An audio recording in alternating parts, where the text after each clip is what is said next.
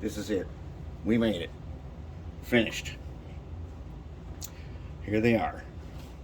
Remember these guys? When we started, a bunch of people did say they're junk. Get rid of them.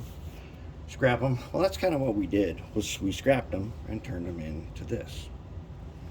So let's see. Decals finished. Everything's done.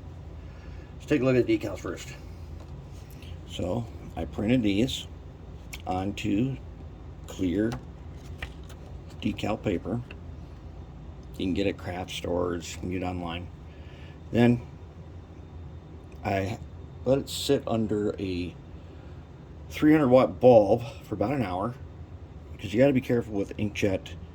You can the ink takes a while to cure, but I heated it up, and then it was pretty good after about an hour. And then I lightly dusted it with some gloss acrylic spray.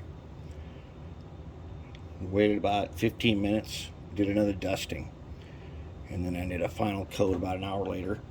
And then I waited about 4 or 5 hours, and they were ready to go. And this time, I did something new. Now this is pickle jar top. This is what I put my water in for decals. This time I put a lot of dish soap in here. Basically, I put like 2 drops, and then I put my water in, mix it up real good. And so I'll cut out the decals with a little scissors. Set them in the water about 10 seconds. Take a tweezers, pull them out, and lay them on a paper towel. Then I'll take a clean paintbrush, and let's take a look here.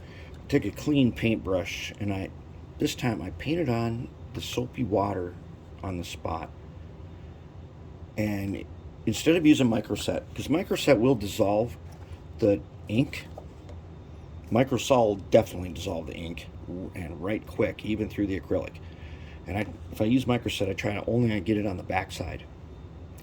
This time, I didn't use it because these decals turned out really nice, and the microset ruins them. And actually, there's a couple of them here where I did start with microset, and you can see where some of the ink is dissolved.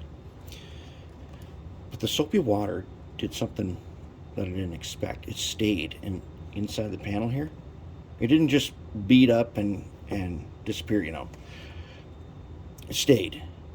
So I slid the decals onto them right away. They've got glue on the back of them if you get to them quick enough. I slid them right in the spot. Then I let them dry, and then they tighten up, and you gotta work them in over these ribs. That's kind of tricky. And this time, I let them dry good, and I press them real hard then with a wet 1-ply paper towel into place. And this time I put a tiny bit of microsol at the ribs, and only for a second, and I got right in there with my paper towel and pressed them, and they turned out good. On the end here, I didn't have to do anything. I just put the soapy water on, slid them in place, left them, and then I used some Johnson's self-shining floor something. It's acrylic. It's basically liquid acrylic, and I put it on a foam brush, sealed them, and then I went ahead and sprayed matte finish. Now I ran out of the good matte finish, so I had to use some that I don't really like because it's not all that matte finish, but it's good enough. Then I took some craft paint, some brown craft paint, and a dry brush on a paper towel, and I got dry brush just a little bit so we can see the waffles. And that's it. We painted this thing by hand with a paintbrush. We did not mask anything. We made our own decals. And now we've got a nice set of matching freight cars, all individually numbered. And for operational purposes, the cool thing is the number is high up. And these aren't contest pieces. These are meant to be participants in an op session. The numbers are nice and high up there, and they stand out.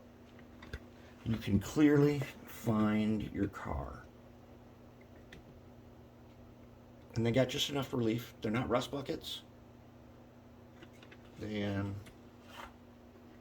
it looked pretty decent.